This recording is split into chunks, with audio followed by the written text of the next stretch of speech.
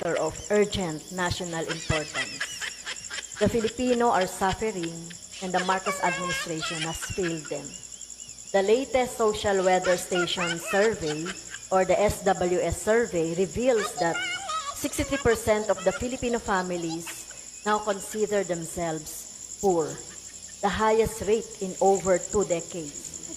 Sa kabila ng pagtaas ng presyo ng mga pangunahing bilihin at serbisyo, nananatiling walang ginagawa ang Administrasyong Marcos. Hinahayaan ang mga Pilipino na magdusa. Sumisipa ang presyo ng kuryente, tubig, natataas mula sa 4 na piso hanggang 5 piso kada cubic meter sa buwang ito. At langis na tataas na naman uli ng halos piso kada litro.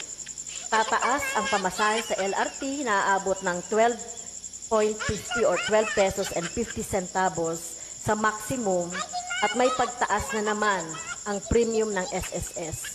Pero sinasabi ng Malacanang na pabayaan muna ito. Anong klaseng gobyerno ang pumapayag na maghirap ang kanyang mamamayan?